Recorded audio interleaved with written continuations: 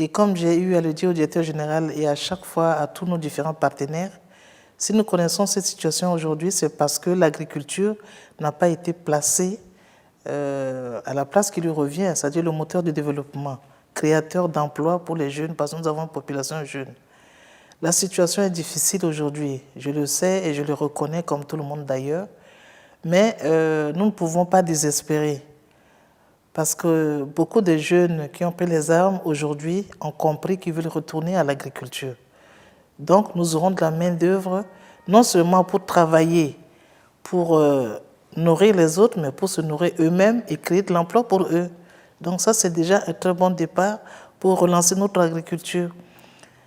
Si nous arrivons vraiment à mettre en application et en exécution les différents moyens que nous avons mobilisés jusque-là avec l'appui et le concours de la FAO, je peux vous dire qu'au niveau de la FAO, on tourne déjà autour de 20 millions de dollars mobilisés et il y a d'autres promesses qui sont encore en cours. Si nous arrivons à opérationnaliser ces moyens qui ont été mobilisés, nous pouvons dire que nous pouvons sauver la République centrafricaine d'une situation de crise alimentaire, de crise de la famine.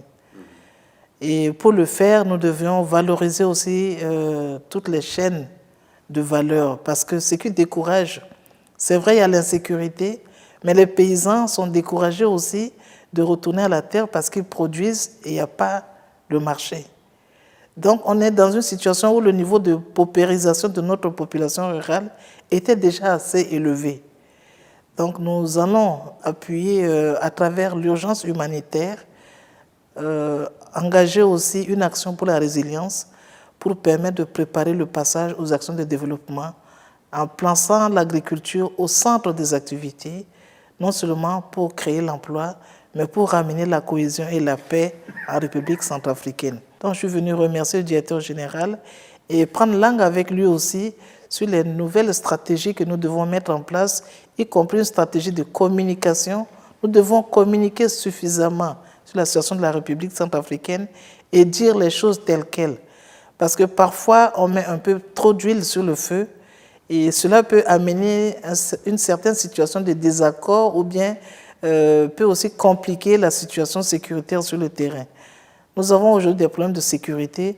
Le gouvernement, le chef de l'État, Madame la présidente Catherine Samba-Panza et le Premier ministre en font vraiment une priorité.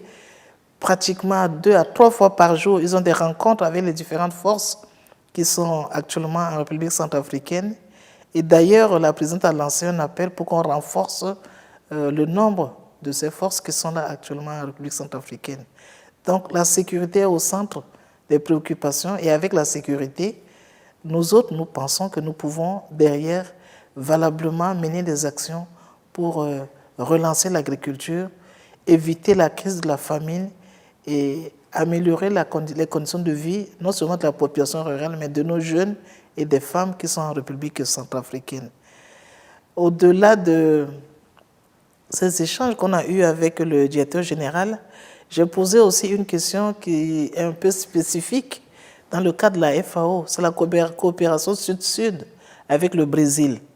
J'avais effectué une mission au Brésil dans le cadre du café, mais j'en ai profité aussi pour prendre des contacts et nous avons des structures de la Fondation Lula qui sont disposées à venir initier une coopération sud-sud avec la République centrafricaine.